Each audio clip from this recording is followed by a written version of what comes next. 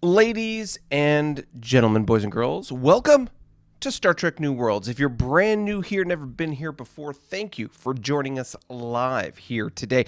If you are catching us on the replay, then thank you for taking the time.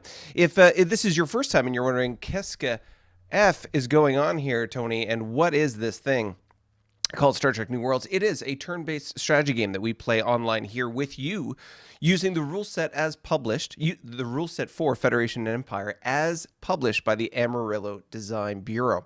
We play this and show it to you online here on YouTube Live today and Twitch, and we will show you the wonderful magic of the map using a platform called Vassal. If this is your first time here, let me give you a quick walk around the screen here. You can see there's the chat just starting to populate there over on the side of the screen, and between me and the chat there is a QR code. Well, if you are like David Henson here, who has just recently joined us as a subscriber, and you do enjoy what it is that we are doing, then please feel free to head over to that QR code and or that link down in the corner, coffee.com/New Worlds, and you can also send us a quick disruptor fire of caffeine to be able to show us that you like what we're doing, that you want us to do more of it, and send us a quick little jaunt of whatever the tier is that you'd like to get in there, and help us along our supporting what we do here on the channel.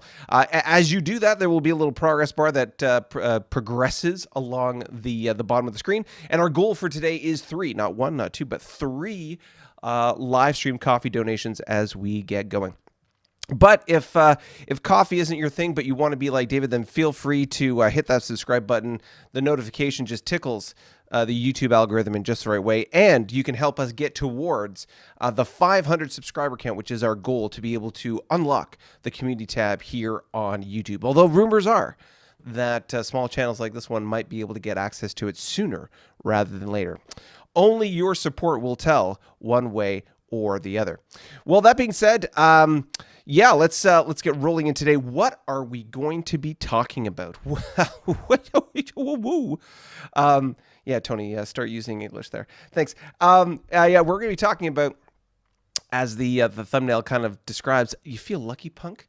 We have a standoff at the Wormhole. And we're going to talk about the two parties involved, the Federation and the Klingon. Qu'est-ce qui arrive là-bas? Also, the AI gets aggravated. What? Yes, the juggernauts at the center of the universe are getting stirred up and we'll talk about that. David wins versus Goliath. Yes, a player faction has overcome seemingly overwhelming obstacles and opposition to come out on top. And of course, we'll do the walkthrough of the 81 turn reveal. But before we get too far into that exciting and delighting set of events, let's roll into the galactic news. Gorn with the wind. A wave of subspace instability rocked the southwest quadrant of the galaxy. Some scientists claim that there was an unknown signal emanating from the galactic center that may be the cause of whatever the reason. The wormhole connecting Gorn space in Sector November 41 with their far east enclave has suddenly disappeared. What will happen to those trapped on the other side? Will this ragtag fleet, fending for themselves, survive the Cylon onslaught and find their way to the art? Redacted for copyright reasons. Threshold liberated. This reporter is standing on the bridge of the Carnivon flagship and absolutely not being threatened to deliver you this exciting report. The world of Threshold is finally free from its oppressors. The brave men and women of the Carnivon fleet risk their lives for the sake of the suffering populace and this beleaguered world. Now that the evil rulers have been removed, all citizens of Threshold can look forward to a bright future in the People's Republic. How is that? Can I go now? Tholian victory against the Juggernauts. The Tholian Navy has struck a blow against the Juggernaut invaders. Massing a mighty fleet, they intercepted the raiding force as it was on its way to destroy yet another Tholian base. The battle was brief but fierce. All non-capital ships of the Juggernaut force were destroyed, and the larger ships beat a hasty retreat, with Tholian phaser fire carrying them all the way. Is this the moment that the tide has finally turned against the mechanistic menace? Only time will tell. We have franchises everywhere. The Gorn Empire has established a second far-flung trading post. This one is far to the north in Whiskey 15. The Carnivons are also busy building their own outpost at the very edge of the galaxy in Oscar 06. Ships are fanning out to create ample parking around the new outpost. The real question everyone is asking, are the drive-thrus open 24 hours? Peak of Doom. New Juggernaut fleets have been spotted reinforcing their bases near the galactic center. Is this purely a defensive deployment, or are they staging for an all-out assault? Some are worried that continued exploration of the alleged Juggernaut space is provoking them. Others believe that cooperation may still yet be possible. Should the time come where should the time come, we here at Galaxy Today will welcome our mechanical overlords. We asked the sapient street, who sagely responded, Juggernauts, are them's the rugby team from round the bend? We'll mess them up right up. We will. That's a terrible voice. I apologize. And there you have it. The wisdom of the common citizen. And ladies and gentlemen, that is the Galactic News.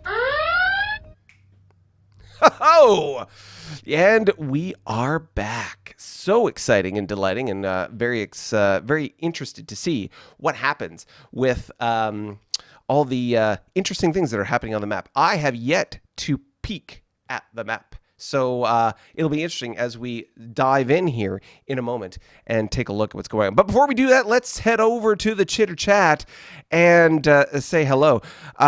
Only floating around 5 here. We got Bill Gornza in the house. Devin Dean is here, ready, set. And of course, Bill says plasma.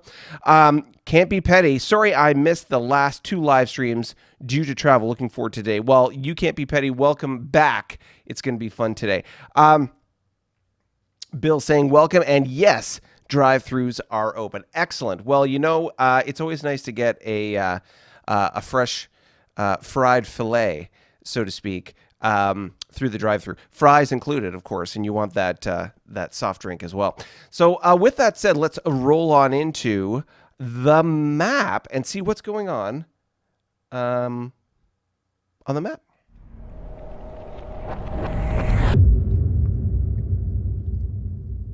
Welcome to the exciting and delighting events of the galactic map.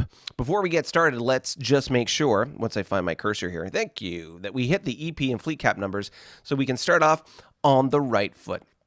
Lo and behold, I have, from time to time, forgotten to start off in this way. So let's get rolling with the Carnivon, rocking and rolling with 39.5 EP. You know, their economy had been decimated by somebody. I don't know who that was, but they are making an epic comeback already, pounding on the door of 40. That's pretty impressive. The Collective Federation is still floating at 37.5 because, of course, they're an NPC, and at this point, not really exploring anymore. Just defending their territory, but we'll get into that in a moment. The Gorn are sitting pretty at 57, really getting close to the 60 mark. Interesting to see how this is, the change of their wormhole status is going to affect them when it comes to some of their other factions around the galaxy. The Klingons are holding steady at 68.5 EP, which is pretty good. I jumped over the ISC. I do apologize. The ISC are at 44.5, holding steady, holding the line, the thin yellow line, as one might say. Yes, and so the Klingons are at 68.5. The Lyrans are, again, the remnants of the Lyrans, 32 EP up for grabs for anyone who wants to go in there and stir up the pack. The Riemann Empire is at 62.5. Wow, they are still holding on to the second spot just by a hair. The Romulans at 49.5, knocking on 50's door. And the Tholians rounding things out at the number 3 economic position at 62. Keeping in mind that we have 7 total factions now, player factions in the game. So at if you're number 3, 4, or 5, you are heartily in the middle of the pack. That being said, of course, there's only 3 factions that have really over 60 EP, the Klingons, the Riemans, and the Tholians, and they're very much sort of in their own category. Followed, although, with the way the Gorn are going, you never know, the Gorn are going to break into the 60 club very shortly. But there certainly is a stratification happening between those in and around 60 and those who are not. And it'll be interesting to see how this kind of evolves going forward. But with that said, let's roll into the fleet cap. The Carnivon have now reduced their numbers, the numbers of their ships around and about, below the 100 mark. With 96 ships in service, they have a total attack factor of 246 and defense factors of 399. You can see their fleet cap is still 414, so there's a couple of crippled ships still out there, but they are certainly paring down things as they go forward. The Gorn have 89 ships in service with a even 200 attack and 367 defense, matching their fleet cap, meaning no cripples in the fleet. The ISC still over 100 at 103 ships in service with 339 attack, 493 defense. Wow. That's pretty impressive. The Klingons are at 107, so 107 ships out and about. 354 their total attack factor, 418 defense factor with a 442 total fleet cap. More than a couple cripples still floating around there. The Riemans have 155 ships, still the king of the hill when it comes to the total fleet, at 438 attack factor.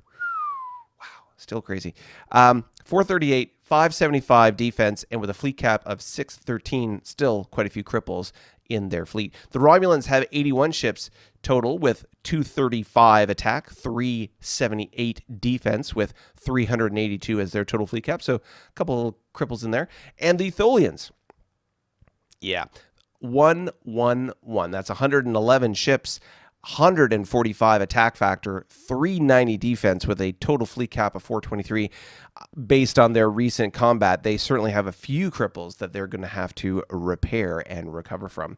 So very interesting to see sort of the correlation really between the factions that have big economies and the factions that have big fleets. Knowing the combination there. For a quick recap, for those of you who do not recall or may not remember, in this game, there are 4 tech, 4 tech milestones in the game. The W era, which is where we all start off. The Y era, which is, again, still the early part of the game, or if you're a Federation and Empire player, still the early years. But the Y era is the first major milestone that you'll accomplish or reach. And then there is the M era, known as the Middle Era, and then the General War or GW era. These are the 4 technological milestones that typically introduce the next sort of generation of ships. And so when we look at that, every technological milestone brings with it an economic advantage. Basically, what we do is we take the number of your economy and you times it by the tech, we'll call it the tech factor that you're at. So for the W era, the number is 5. You take your total economy, you times it by 5. If you were in the Y era, it's by 6. If you're in the M era, you by 7. And if you're in the GW, you take that number and you times it by 8. That number gives you the total fleet cap, or the number of ships that you can support. And the reason why this is the case is because the defense factors of any and all of these ships scale with the ever-increasing technological level of each of these factors, or with each of these technological milestones. For example, you have W era ships that have typically something anywhere between a 2 or 3 attack and a 4 or 5 defense. That same ship may have a 6 defense in the Y era and a 7 or higher, 7 or 8 in the M era, and then perhaps even more in the GW era. And so as your ships get bigger, badder, better, your fleet cap, your logistics technology, shall we say, ability scales with that to be able to support those bigger, badder, better ships. And so that's why that factor is there. But it's important to think about that because the size of your economy specifically states out what you can support as far as number of ships in your fleet at peacetime. As a reminder, in peacetime, you have 50% of your economy as spendable, and you have fleet cap imposed, meaning that your fleet cap, whatever that number is, doesn't allow you to maintain ships beyond that number without paying an additional maintenance fee, which is 0.05 EP per hull, or per point, I should say. So that's an important thing to think about, because then you start increasing your maintenance costs, which is one thing that is currently impeding sort of the progress of the Carnarvon and the IC and the Riemann right now, as their economies are not necessarily able to support the number of ships that they have, their fleet cap, in their fleets. The numbers that we look at on the table here as fleet cap are the numbers that they currently have when it comes to ships, as opposed to the numbers that they can support. So we compare the number that we see that we just talked about with, for them, the player, and of course the GM, comparing to their spreadsheet, where they will see what the fleet cap is they're able to support, and then that will show you sort of how much more you're paying in maintenance. So let's not get tied up in the dilly-dally of that, but let's dive into what's going on the map. So let's start off with the Killer Carnarvon, as they are, as we zoom in here, you can see in the top left of the map, they are really killing it when it comes to the exploration. A couple things to point out. They're pushing hard. Let's just take away the ships real quick. So 2 resources attained or secured. They have a base station that is going to finish, if it's not already finished, it's finished this turn, and setting themselves up for success. Note the proliferation of cruisers and light cruisers that are doing most of this exploration. One of the things about exploration, you have certain ships that are designed for it, but the bigger the hull, the better your chances. So when you have cruisers, size class 3 hulls, or bigger, size class 2 hulls, then you can have better chances, ever increasing chances to explore Fog of War hexes. When you have prime teams embarked, that can also add a +1 to your ability to explore, and basically you're just loading the dice, so to speak, and increasing your chances to get through. But as we can see here, the Carnarvon are pushing to be able to break through this little 2-hex block of Fog of War hex to get into the Lyran expanse, shall we say. And perhaps this little cruiser is going to try and go over and grab this colony ship. We don't know what they're going to be up to, but it'll be interesting to see if they can grab that, and we'll explore Carnarvon space here in a second. So yeah, you can see that they're pushing out. You've got a tug here, which I would imagine is probably going to build another base or something so that they can increase their reach as they go into this area of space. Let's just take a second and go right back into the rest of, and I will move my head, of course, because my head's in the way. Whoop, slide over there. So you can see here on the Carnarvon side of the map, they've got their Kilo Wormhole, which is the one that we just were showing on the top left corner of the map. So that's where they are. Then we've got a number of fleets around here. It would seem that the Diamond Fleet has taken over the Threshold, which was the Borak faction in the back corner here. You heard that in the Galactic News. And of course, we have another wormhole here. Oh, sorry, another wormhole. That's always been there. So that's the Carnarvon capital. They have a wormhole there that leads into Romulan space. And then, of course, their Kilo wormhole, which goes into the top corner. And we'll talk about that in a moment. But you can see here, of course, they've got a collection of a few little ships manning the border. And yeah, they're reducing the number of ships they have overall. But they do have quite a few ships. I'm going to just take a look here. Carnarvon home fleet.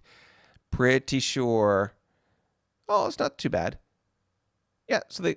Oh, ladies and gentlemen, boys and girls, that is a Hydron YDN. New counter marker. Interesting.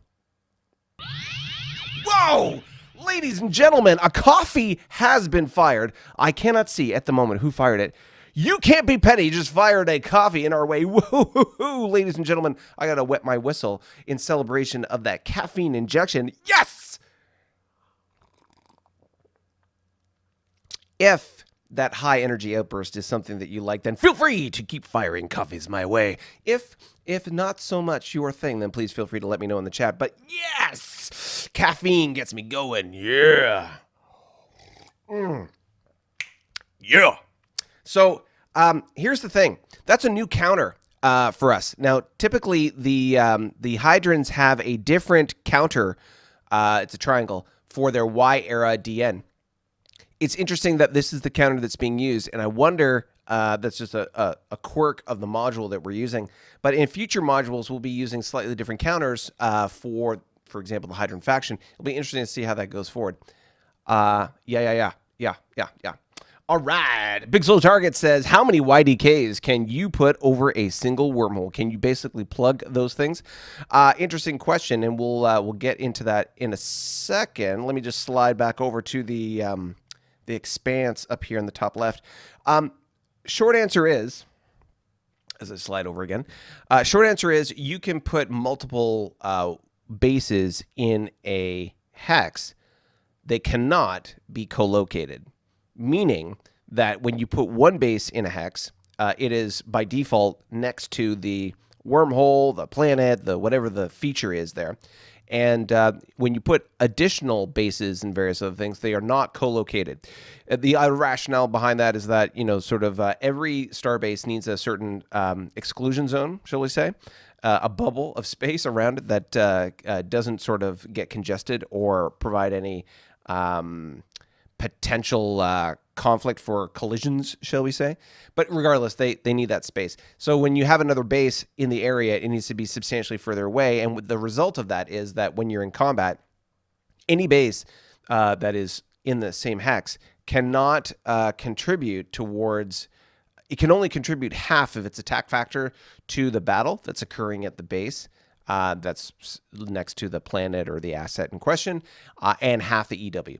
So there is advantage to having bases there, especially if you're doing things like repair and so on. And I apologize, I feel like I got something in my eye. So there is an advantage to having multiple bases there, absolutely. However, there is a limitation on how it can impact, affect, or otherwise influence battles as you're going forward, if that makes sense. Oh, incidentally, I just noticed, you might be noticing that I'm wearing the cans today versus not, and that I'm sitting down. Two reasons. One, slight change in my setup here at home means that I don't have a speaker right now, monitor speakers, so I have to use this to be able to hear what's going on. And the second is I am trying a new chair. Normally I stand.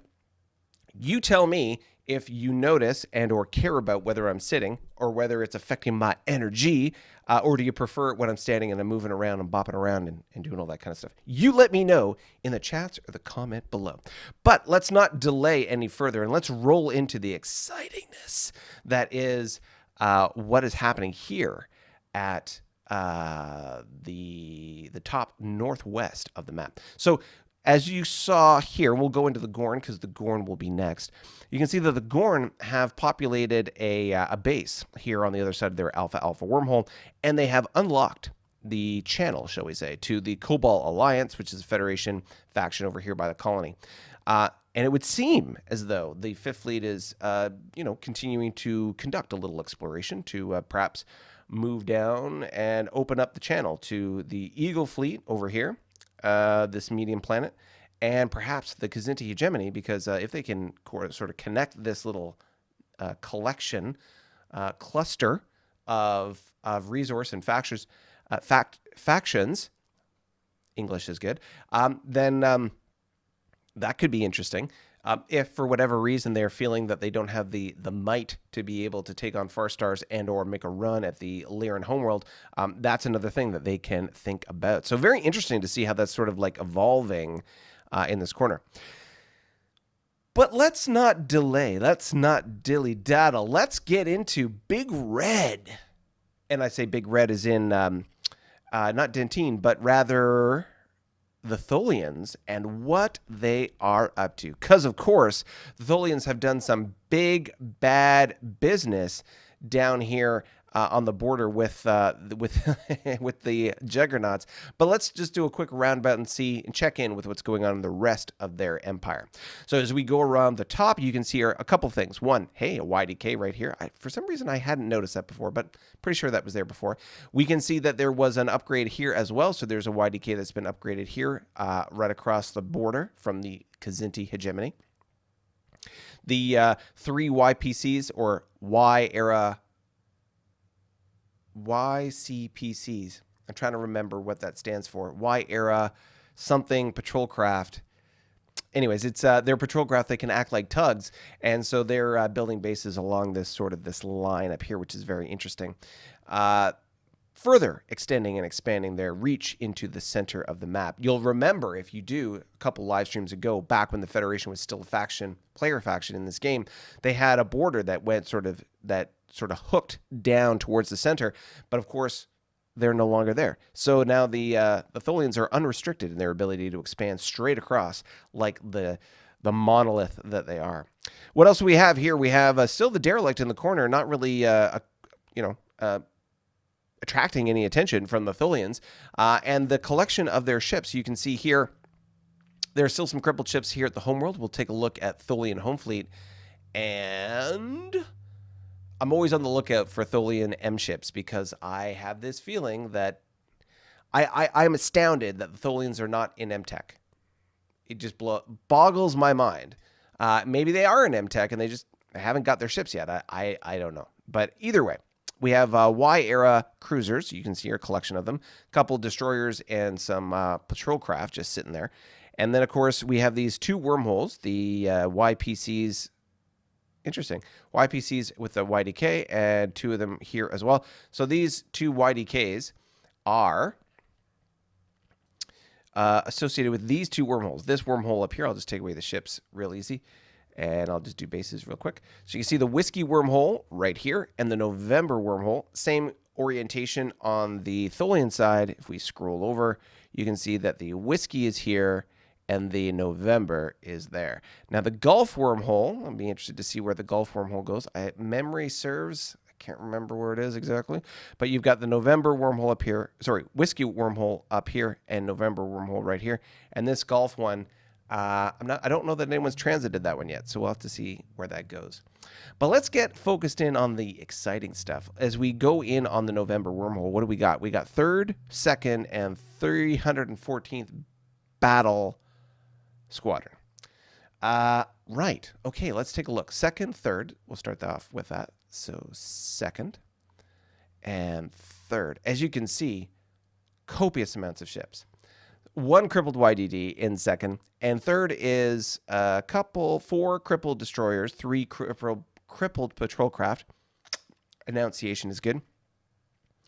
And then, of course, just a couple non-crippled ships, 2 destroyers, 3 patrol craft, a cruiser, and a crippled captured Riemann ship that was turned over to them quite some time ago.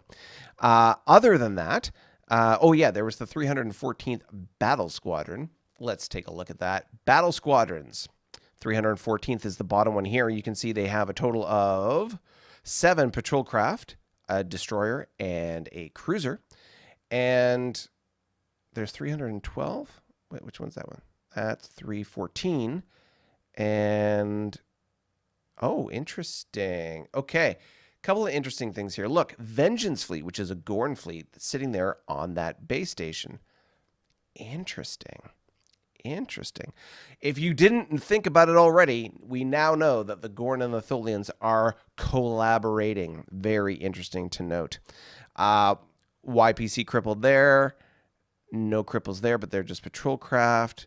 We have a large exploration freighter there with a YPC. And, of course, the Starbase with Brachy Fleet. And, okay, so let's take a look here. Now, I don't know where I'm going to find these guys. Where am I going to find Brachy and Lethath Fleet? Because normally, I would go into the minor fleets box and I would see Juggernauts and I would see Raiders. So that's the Raider fleet, wherever the Raider fleet went. And minor fleet. Oh, no. Brachy. So where is Brachy fleet? I don't know either.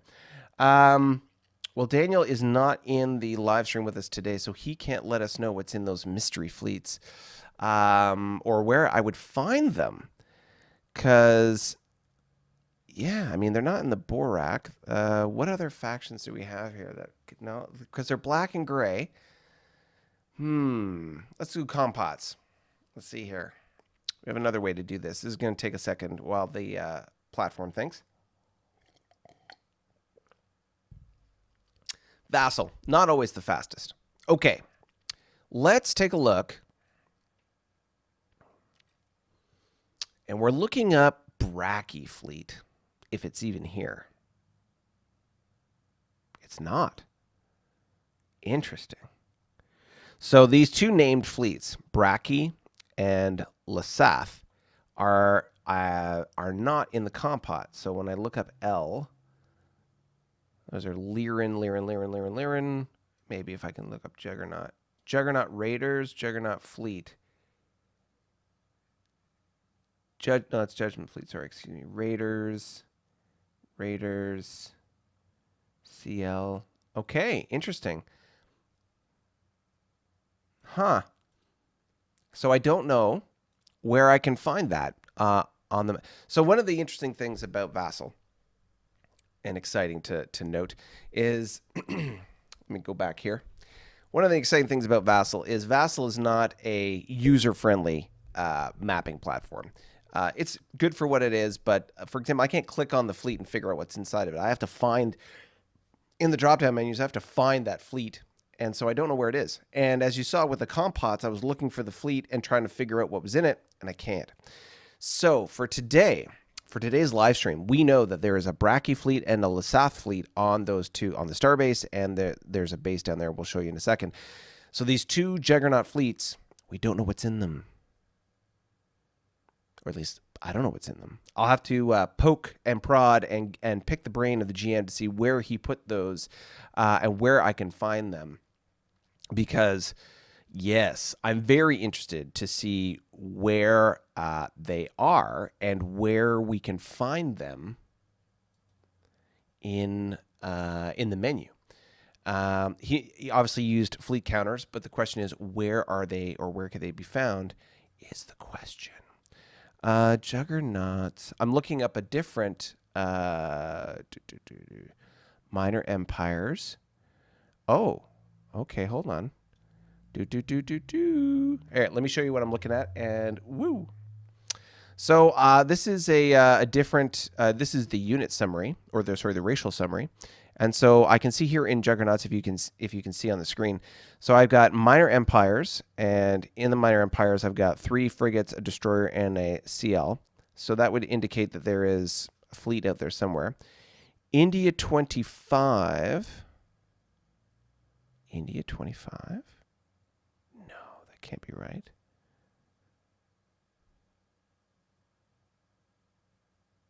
India 25. Or maybe it's Lima. India 25. Ah, okay. That's that hex over in the corner there. And it's got the base and the FF. Okay. We've got Zulu 26, which is where? 26.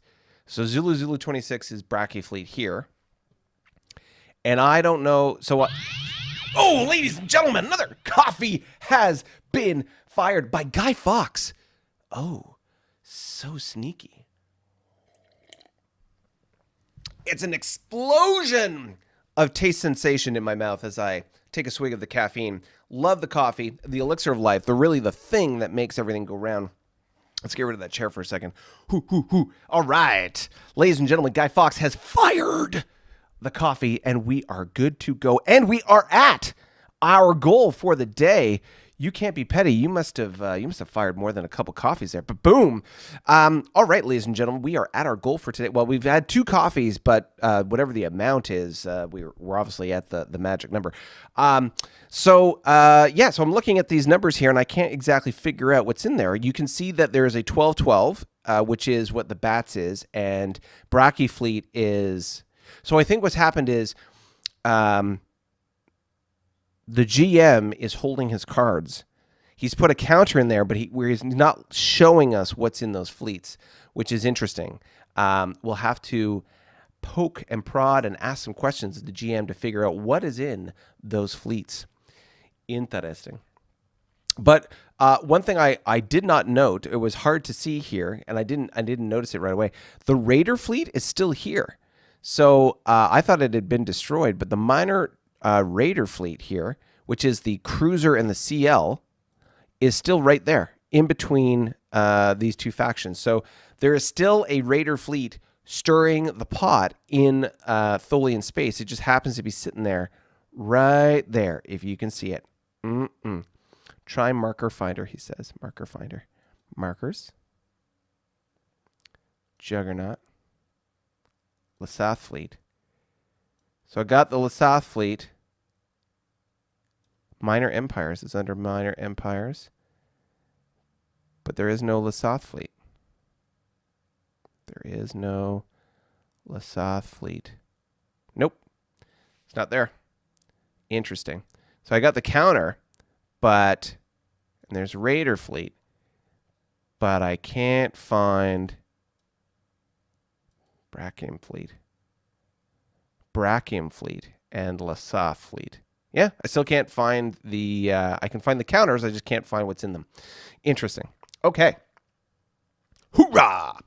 All right. So that's the Tholians. The Tholians are doing some exciting stuff in and around the border here. And again, so this unidentified size class 3 is essentially a Bats. We can reasonably reach that conclusion.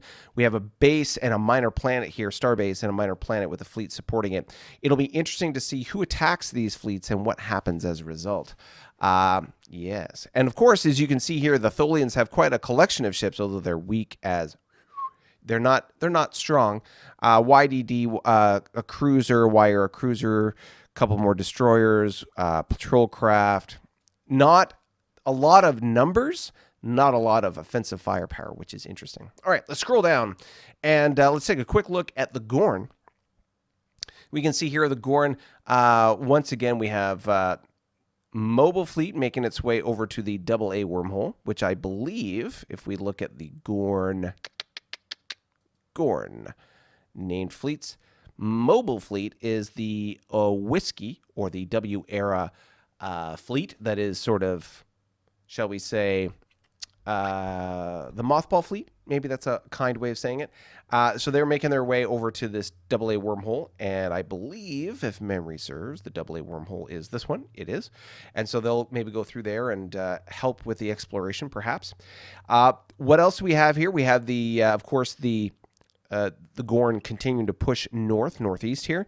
And you can see here we've got a collection of destroyers escorting not one, but 2 YSRs. I'm curious, Bill, why do you have 2 YSRs in the same hex? Seems like an inefficient use of ships. You can only do 1 exploration roll. It's not like they get 2. So interesting. I'm curious about that. Maybe did you encounter a enemy and had to retreat into that hex? I'm not sure. Anyways, interesting to note. Of course, Vengeance Fleet is up there with the Tholians. So let's take a quick look at a Vengeance Fleet. Gorn, name fleets. So interesting because Vengeance Fleet has the DN. So it's a YDN, a light cruiser, 3 destroyers, a frigate, and a commando ship. So interesting the combination of ships that you have there. And I'm wondering how much, if any, they contributed to attacking and defending against the Juggernauts. I have a feeling that Juggernaut fleet's not going to try and take out any other bases here. Although, well, who knows? They could, if they were sneaky about it, they could move into Victor 27 and then into Whiskey 27, and this big stack of ships here wouldn't be able to stop them. Not necessarily. Interesting. Anyway. All right. So what else we got here? We got a couple crippled ships, a couple crippled cruisers. These are leftovers from I think attacking the base or the bats here, and Home Fleet. Let's take a look at Home Fleet. I wonder, is Home Fleet maneuvering to be able to stir the pot some more, do some damage? Oh, another DN, a couple CCs, a CL. Oh, look at that, 10 DDs and 3 FFs. Oh, 5 FFs. Excuse me. Not a nothing fleet, and definitely moving into position to be able to stir the pot and cause some damage. The question is, excuse me, whether the Home Fleet is making its way up to the Juggernaut front to stir the pot, or is something else going on? We shall see. What else do we got here? Well, the Sun Snake is just a little bit closer to Kestrel. I'm just saying. Got to worry about it. I do see there is this fleet here with a CCCL, a DD, and 3 FFs ready to engage the Sun Snake. Sooner rather than later, I would say.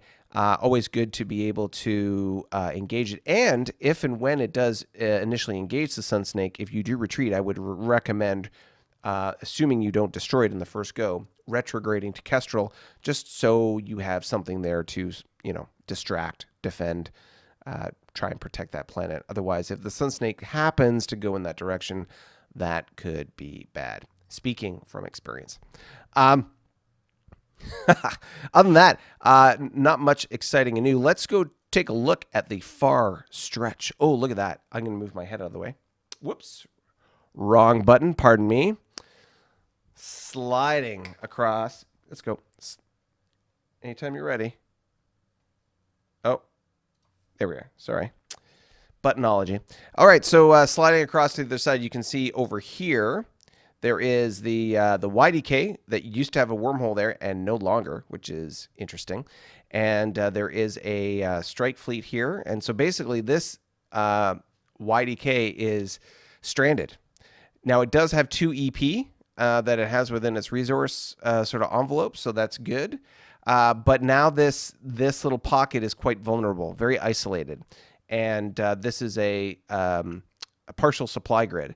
So this 2 EP is going to collect at this YDK, and if I was a non-nice kind of guy, I might want to, I'm not saying that if I was the Carnivon or if I was the IC that I would want to stomp the Gorn there, but, what are you going to do about it?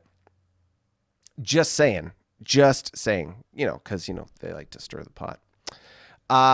So yeah, they're isolated over on the corner here, and we will slide back over here. Let's take a look at the Romulans real quick. You'll see, we'll do the Romulans. We'll check in with everybody in the chat, and then we'll slide into the Fearsome Four as we round out the map summary. So you can see here that the the Romulans are engaging in some kind of diplomatic chit-chat with the Paravians, I imagine trying to sway them over to their side. We've got a tug here with the 15th Legion trying to establish probably some supply going up north. We've got a base station. Is that completed? I can't see. Nope, it'll be completed shortly in 106. We've established the discovery of another one of those base stations. Ties in perfectly with what we know. So very interesting to see. I note that the Romulans are continuing to push to the east here. We'll have to have an interesting discussion with the Romulans at some point in the future. I mean, like I say, I appreciate all your exploration and discovery on behalf of the Klingon Empire. It's very noble and admirable. Thank you. And as we go down the rest of the boot here, you will notice the preponderance of WEMs as they are the WEM, by the way, is the War Eagle M, Middle Era. And for the Romulans, their War Eagle is their sort of default cruiser platform. It is, it can be modified into their various different variants of ships, but it is sort of like a light cruiser, if that makes sense. As a 4-6 ship in the M era, it's not a very offensively powerful ship, but it's a great platform on which they can expand everything. So that's that, and that comes from their YWB. You can upgrade the Y era Warbird into the WEM, and then from the WEM into a bunch of other platforms. So the while the Romulans do have MTech, the one challenge is they don't have a very powerful fleet available to them at this time. It's coming, but at this time, because of the time sort of delay, shall we say, that's what's going on there. As we go down to the toe and the heel, you can see they're just rounding off the rest of that exploration. Again, all these wormholes. Victor, Yankee. Which one's this one? Let's just take away the ships real quick. And, of course, the bases. So Sierra, Zulu, Yankee, Victor. Wow, all these wormholes everywhere. So exciting and interesting to note. So as we slide... and let me move my head out of the way. So we can see here on the border... between the Klingons and the Romulans, we have economic convoys, commercial convoy, going back and forth, boom, boom, boom. Lots of great trade happening between the Romulans and the Klingons, just trying to make, grease the wheels of financial freedom for all those Romulans and Klingons living on the border. But I digress. Let's take a moment and check in with the Chitter Chat. All right. Oh, there is a bot in there. Oh, no, that's terrible. Let's get rid of that. That is... See, this is interesting. This is the first time I've had... Well, last stream was the first time we had it, but this is... yeah, this is... yep, okay, I have to do this here, reporting it as... pornography and sexually explicit material. You know what this means? This means that while I'm doing the live stream, since I can't monitor that in the real time, I'm going to have to get some volunteers to potentially moderate the chat. So give you the moderation capability to be able to go in there and eliminate stuff like that as it pops up, because you'll see it before I do, because I'll be distracted doing all this stuff, and make sure that it's not polluting our wonderful chit chat. So yeah, we'll have to talk about that. For those of you who are part of our community in their Discord, that is something we can talk about after this live stream is done, or throughout the week. Our Discord, by the way, for all of those who are interested in, there were some comments on the videos later, or I should say earlier this week, asking some questions. If you are also a Star Trek fan, love turn-based strategy, and are interested in all this kind of stuff, and are wanting to find out more about our rules and how we're doing this and sort of the custom bespoke way in which we're playing this game, then please feel free to head over to that link right over there, the coffee link, the QR code, whichever works best for you, and you will see there is a variety of tiers. One of those tiers is the coffee and Discord tier, which will allow you to give you access to our Discord channel, and then you can join us in our community of populated community of folks on Discord. And what that will do is also give you first crack at, first dibs on, first chance to join one of our new campaigns that will be starting in the relatively, knock on wood, near future. When it comes to our campaigns, we currently have 2 operating concurrently. We have this one, which is the Star Trek New Worlds campaign. We also have the Into the Void, in my best Pigs in Space voice. Shout out to the Muppets. Into the Void is another campaign that we have running, and we have another third campaign that may be coming in the near future. The anticipated start date of that campaign would be somewhere around the new year, whether just before or just after, we'll have to see. But we have work going on the various modules that we use in Vassal to be able to create more ways to be able to sort of play the game and things like that. We have obviously our core rule set, which is the Federation and Empire rules as published by the Amarillo Design Bureau.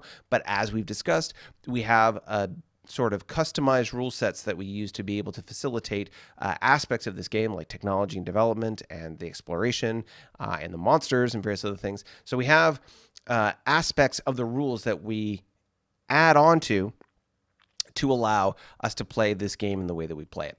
And so the modules that you'll see in Vassal are going to be a little different from campaign to campaign. We are on a mission, a goal to sort of get to a single source of truth when it comes to a Vassal module that works best for us all. So we'll see how that goes. That being said, rumor is on the horizon, there is a new Vassal module that is going to be released that is going to be a complete redo of everything. And so when that new UI UX Vassal module comes out, we'll have to recreate the Vassal module for FNE completely, or at least the versions that we play. So we'll have to sort of explore that when it comes, but certainly the version we have now will continue on to service us until such time as we decide to discard it. All right. Oh, look at that. More of this stuff showing up here. Unwanted. No, pornography. There we go. Thank you. Stop that. Okay. More bots. All right, let's go into the chit chat and talk to our folks here. Okay, so let's roll into, so since the last coffee was fired from Mr. Guy Fawkes, You Can't Be Petty says, I was making up for missed live streams. Well, thank you so much, You Can't Be Petty. Don't feel that you need to, but thank you very much. I certainly appreciate it. Bill, 141 out of 141 in universe. Subtract 20 for the CACL. In Raider 2x12, and the 2 bases, divide what's left by 2, and the 2 fleets we can't see. Maybe, but maybe there's other counters or fleets or things that we can't see. I don't know. It's an eel, Bill says. So it's not a sun snake, it's a eel. Okay. Bill, that's shocking. Dad jokes. Love them. George Forknell says, what is the ISC doing to get good hydrant coffee back on the market? Or did those farms get burned down? I don't know. Yeah, we got bots, unfortunately. We'll have to talk about that in the future as far as moderating chat, and we'll get rid of those bots going forward. Dell is in the house. War! Yes. Well, more war is coming. That is for sure. We'll have to see how it goes. Dell, I miss it. George, did the Juggies just send us a bot?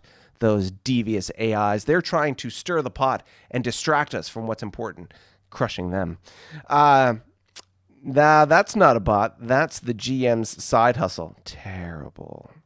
Hi, Guy Fawkes. All right. So, yes.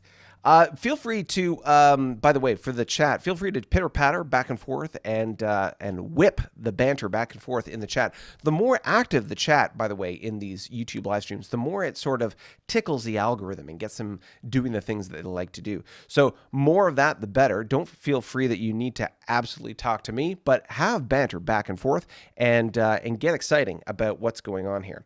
But we will take a second here and slide into the Klingon map and start with the Fearsome Four of the Four Powers Alliance.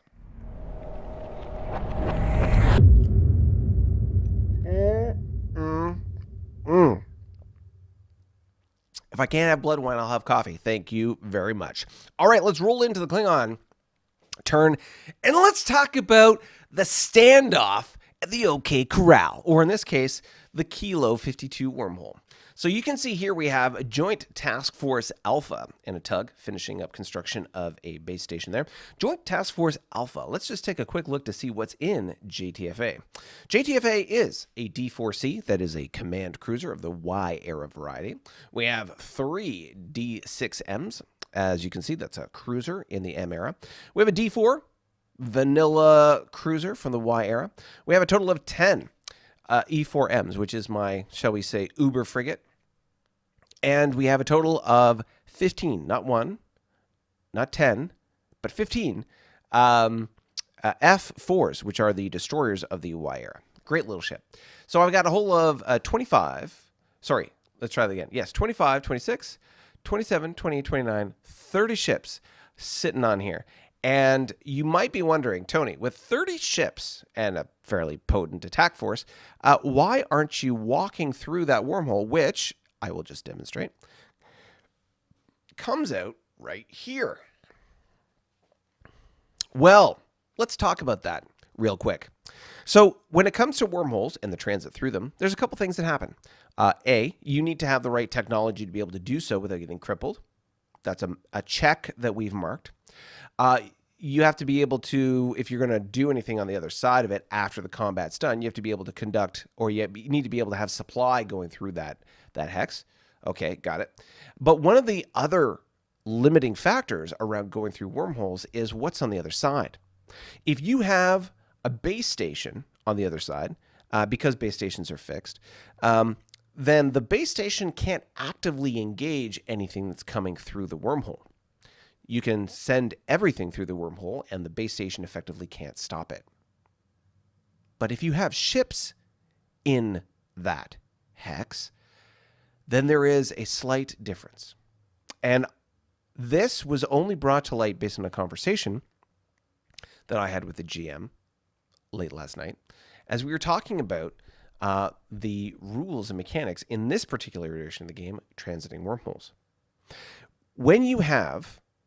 So in the wormhole tech, there are criteria around, and I'll switch over here, and I will pull it up so you can see. So in our rule set, we have some of the rules are amended to be able to address certain issues that go on in the game. In this game, by example, and let me just zoom in here so it's a little easier to read. Okay, and back to the map. So here's an example of the spreadsheet. So here in the combat phase, so we'll have to have a chit chat about this. But so in 302.24, there's transit battles, the attacker, transit battles, the defender. This is with regards to wormhole and gravity rifts. So here, transit battles must win. So the attacker must win a battle round as per approach battles to advance to regular combat. For successive attacks, this is with regards to one of the rules in there, so 308.32, the flagship must be a qualifying flagship for the entire transiting force. Attackers may transit as few as 1 ship of their choice per battle round, and as many as their wormhole tech allows. Now, the maximum number of ships that you can transit per battle round is 12 when you have the fully flushed out tech. And if you don't have that, it goes to 4 and then 3, and then I think it's 1. So unless you have the maximum of 12, you're kind of limited in how many ships can transit through the wormhole in any one particular battle round. But that's not all. The attacker may transit as few as 1 ship per their choice. Ships may not use special equipment in the battle round of transit. So as you're going through the wormhole, and if you think about this in the DS9 context, like you watch ships transit through the wormhole. So as you go through the wormhole, you can't use any of your special abilities. Maulers, scouts, well, scouts have EW, but they can't use like maulers or cloaking or anything like that. Tholians, by example, wouldn't be able to use a pinwheel. However, for the defender, the person on the other side of the wormhole trying to plug you from coming through, the defender selects both BIRs, or battle intensity ratings. Why is that important? Well, they get to select how intense that fight's going to be. So if they want a 4-4 and with a variable that goes as high as 10, they can hammer you going through. And here's the kicker. The defender may make unlimited directed damage attacks at 1-to-1 except against ships with formation bonus on all ships that made transit in that round. That's brutal. So if you have a sizable fleet on the other side of that, wormhole,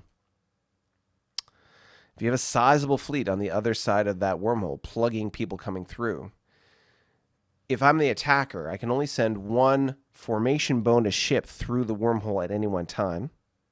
So it can't get targeted at 1-to-1, but everything else can. And whatever I send through, like, for example, let's say I have 12 ships. If I send 12 of my F4s, which are a 3-4 ship, through, and you as an attacker have a compot of, like, let's say it's 30, a typical Y-era ship, and you've got a maximum 10 battle intensity rating, you get all the best rules, so it's a 50% attack. So 30, so you can inflict 15 points of damage on me as I transit the wormhole.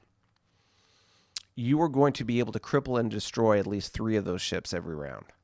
Now, the transit round is only the first round, and then once I get to the other side, those ships are good, but that's tough. Really tough.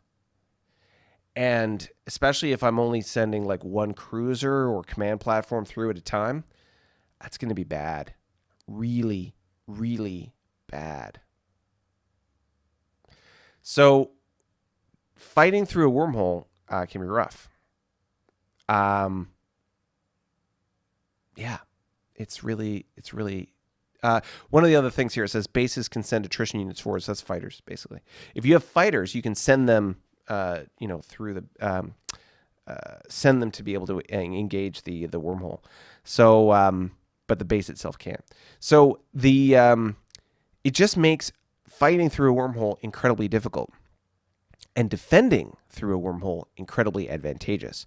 So if you are on the receiving end of a potential wormhole attack, put ships in that hex, put ships on a base, put ships and lots of attrition units in there, and beef up your attack factor so that you can unload maximum firepower on whatever's coming through, and target the juicy ships as they come through. Don't worry about those frigates or whatever. Like, target the juicy stuff as it comes through. And when you write your attack orders, you're going to have to write them in such a way that you can do that. This is the reason why getting through a wormhole early and establishing a beachhead on the other side is so valuable and important.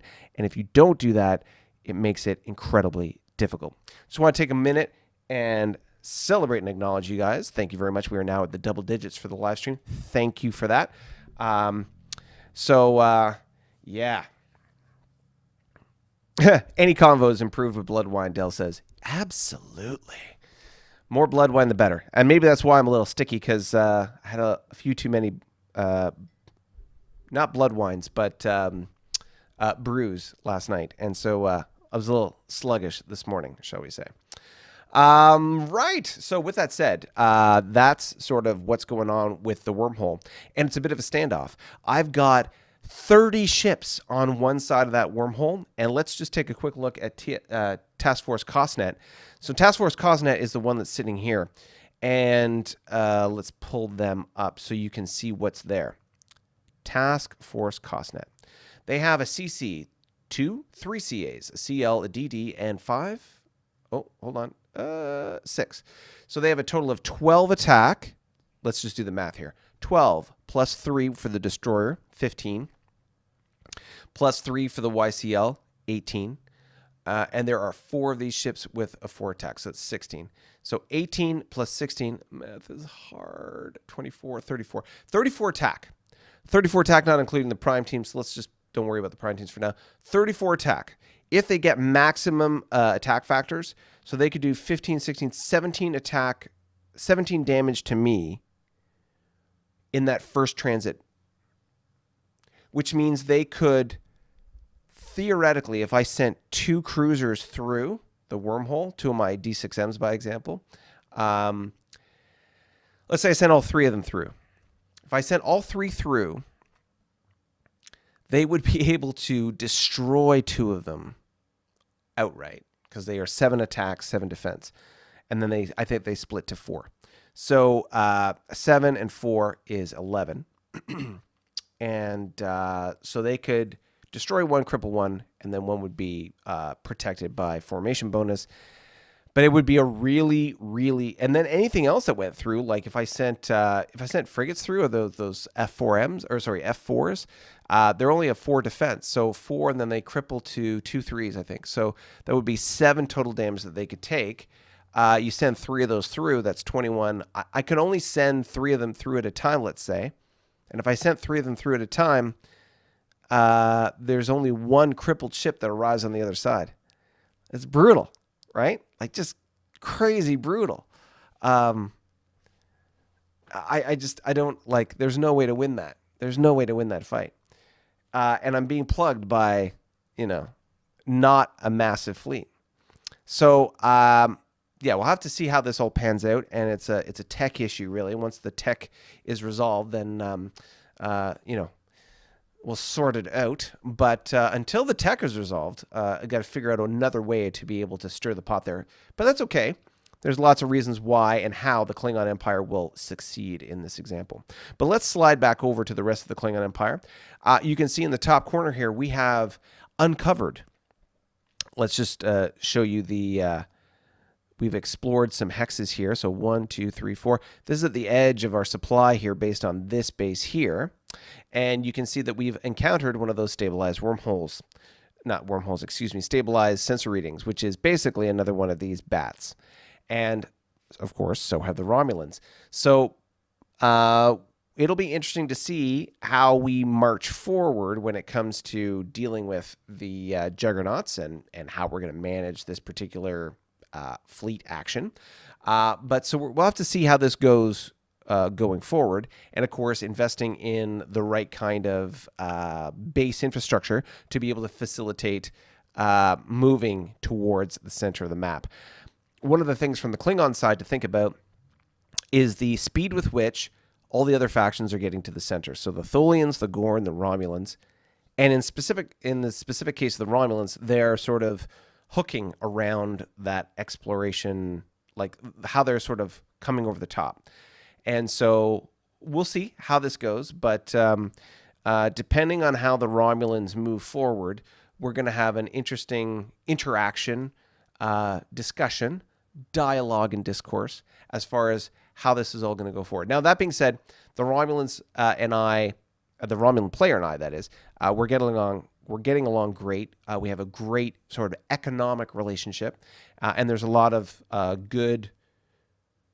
goodwill between us. So I don't think there's any risk of phaser fire in the short term, but we'll have to see how this sort of evolves going forward and how they manage their exploration. If they go too far, what is that going to do? If they don't go far enough, what is that going to do?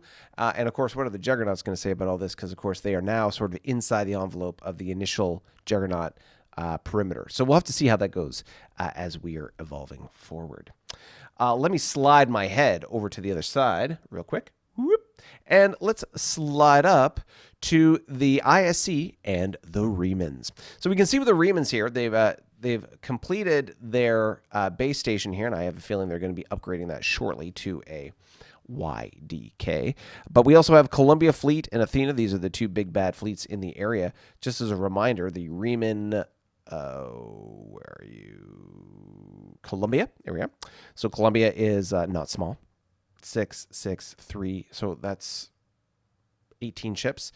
No, sorry, 16 ships. And then we have a bunch of frigates. And of course, 4 cruisers, if memory serves. Yep. And that's Columbia.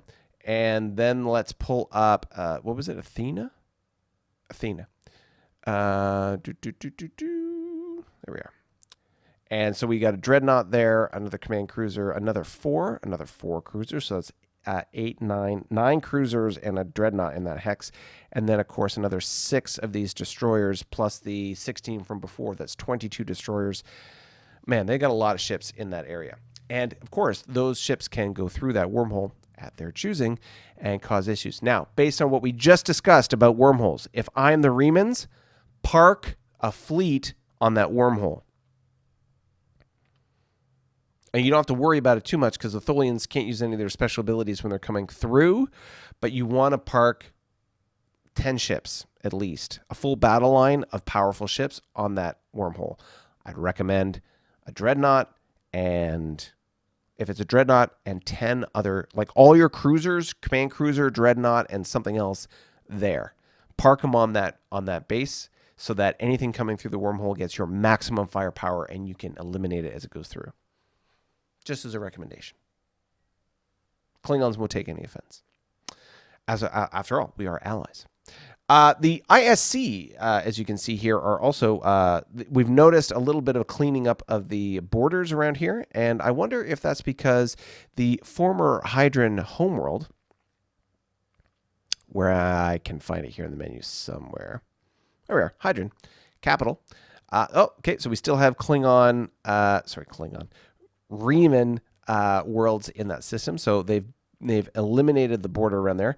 I'd love to see between the ISC and the Remans a little cleaning up of their border and trying to figure out what they want to do. We talked about it before, sort of going up and down the Papa line, and I think it was what was it?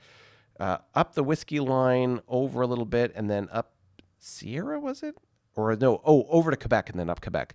But whatever the mix is, just trying to figure out a way to sort of clean up their borders. Not that it's too much of an issue. It's not impeding the game in any way, just to make it look pretty.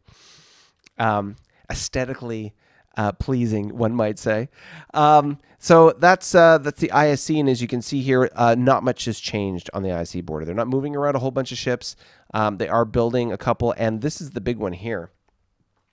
They are preparing to move through the uniform wormhole. So you can see we've got Judgment and Second Fleet. Let's just do a quick look. Second, and I see Judgment Fleet. So Judgment Fleet is a YCC and 4 YCLs. They've got 2 YCLs here, 9 destroyers and a command cruiser. So they've got a fair number of ships sort of in the area here ready to pop through the wormhole if they want to. But they need to be able to have supply. So I don't know what the tech level is for the IC. I know that they can transit wormholes without being crippled. I'm assuming they're probably somewhere around the point where they can get supply, through a wormhole. And if that's the case, booyah. So Second Fleet can go through the uniform wormhole. But when you go through the uniform wormhole, what are you going to find? You're going to find a ship and the YBS. Now, the good news is it's not a big force. So that small itty-bitty force ain't going to stop you from getting through, even if you had 3 ships or 4 ships or whatever the handful is. I'm pretty sure you're not at 12, but if you had a handful of ships going through, you can still get through there, no problem. The question is, do you have supply? And if you can establish a beachhead on the other side of the uniform wormhole, you are golden. If you can't, that's the challenge. And of course, if I'm the IC, I want to get through that wormhole ASAP because, well, the Carnarvon are establishing their footprint, obviously. The Klingons have stated their intention and goal of doing the same. So we'll have to see how that goes and how that evolves. But yeah, there's going to be some interesting tensions over the next little while as the colonization of this area of space occurs. So it'll be very interesting. So yeah, that's as far as I can see, and who knows, I'm sure that I will be educated later by the players, but this seems to be sort of the main push right now is for the IC to coordinate their activity, push through the uniform wormhole, and away you go. Other than that, they're pretty much secure. The only other thing I would mention, obviously they're managing economic issues and sort of the fleet cap thing, but for any player, and we've seen this with players that have been unsuccessful in sort of surviving the game, manage your infrastructure. What do I mean by that? I mean, have an eye for the future and be able to build out your base and defensive network in advance of when you need it. Because when you need it, you can't build it. And if it's not pre-deployed and pre-existing, you're hooped. So keep in mind how this is all going to play out sort of in the 10, 20, 30 turn time frame, and make sure that you are planning for that. And granted, I mean, if you're financially constrained because of the war you just fought in the ISC's case, totally understand. But be mindful of how that's impacting your ability to sort of prepare for the future, because that's going to be really important as you move forward in this regard. So with that said, let's scroll up a little bit further, and I'll go back to the map. And you can see here the Remans have quite a collection of fleets on their homeworld. I imagine this is part of the decommissioning process that they will go through to be able to reduce the size of their fleet. And yeah, we've got some exploration happening up here. You can see they're getting ever so closer to moving into the Red Roos Regency and the Lazarus Industries planet, which is a developing planet over there, and another developing planet over there. So that'll be advantageous for them. And of course, I would strongly recommend, and I can see the KT4 is here, that the Remans start, as I just mentioned, start building out their base infrastructure to be able to facilitate expansion into the Lyran space and grab those resources. That's the kicker. That's going to be key, and that's what that's what I strongly encourage. But that rounds us out as we go around the clock, and we have arrived at the top of the map. All right, so yes, that's where we're at for today. Let's take a quick look at the chat. What do we got here? From last week's live stream, George says, yes, I would like to see a bruise and blood wine discussion on when to use low BIR. Yeah, we just have to figure that out as far as scheduling, between Daniel and I, and sort that out. Full of peace at the moment, or peace. Right. Dell says, in fact, any convo is improved with blood wine. Yes. Triple Agent Smitty is in the house. You've been upgraded. Oh, not a double agent man, but Triple Agent Smitty. Bill says, triple what? Not me, but I have never betrayed you guys. It's true. And Truth Fleet, Tony Paul says, Truth Fleet. Let's look at Truth Fleet. What's going on with Truth Fleet?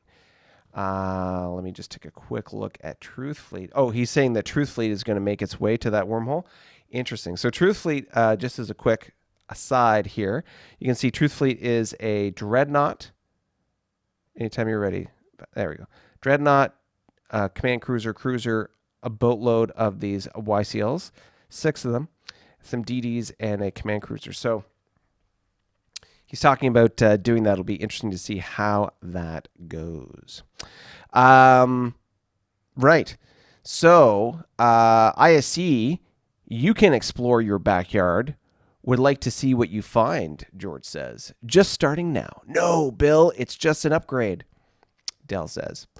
All right. Well, the chitter chatter is starting to flow, and I think that in our Discord channel, we will continue this conversation back and forth. But with a little over an hour and 15 minutes now on the clock, I want to thank you all for joining us here on this wonderful Saturday.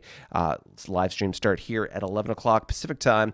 And if you've joined us here today, and if you enjoyed what you've seen so far, then please be like David, hit the subscribe button if you haven't already. And of course, feel free to join us in our Discord chat if you have a coffee and Discord tier over at coffee.com/New Worlds. And if you don't already, then head on over there and join us on Discord, and you can be part of our next campaign when she gets a rolling. And of course, part of all of our rules discussion and chitter chatter as we are going back and forth. But with that said, thank you very much, and I will see you next Saturday.